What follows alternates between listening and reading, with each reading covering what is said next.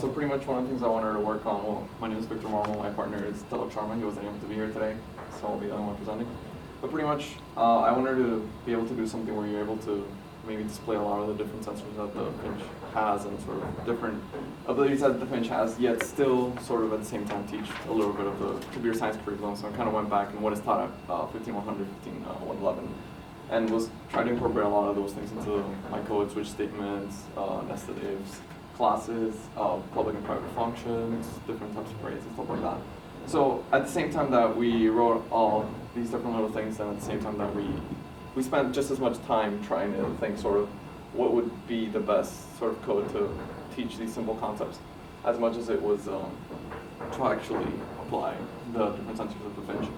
So what we start off with is a calibration. Usually it's something that you have to do specifically with if you're going to use accelerometer, you want to be able to calibrate it to sort of know what point you're starting. So it asks for just calibration in 3 steps where you put it horizontally, vertically, and once. But at the same time, that's sort of a hassle. So what we've been able to do is that we store calibrations, since probably gravity won't change where you're going very often.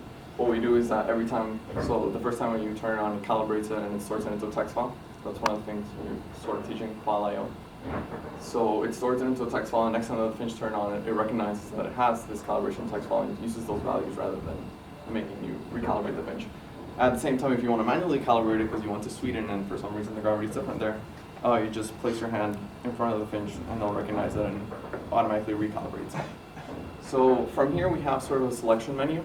So we have 4 different things that the Finch can do. One of them is exit. So it's telling us that if we tilt the Finch to the front, it's gonna do the position color blend, which is one of the things I will demonstrate in a bit.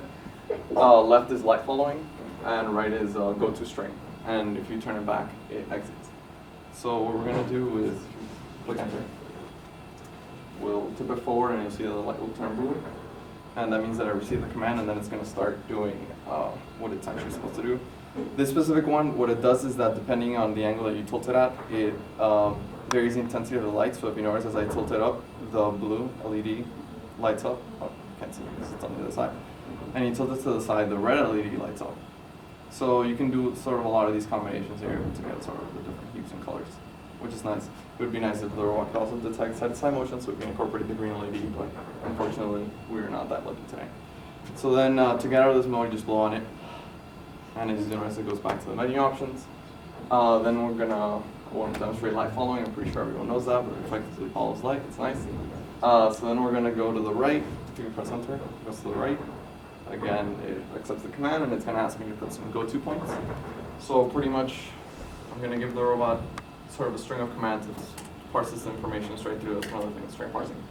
So it'll just go, we'll tell it to go, this is in centimeters. We'll just tell it to go through separate points, and go those points, and you can stop. You get the idea. And then it, again, exits and goes back to the menu, and we will just tilt it back and exit. And sort of it goes back into, well, one little thing is the little green LED slowly powers up and down depending on whether you're turning on or off the program.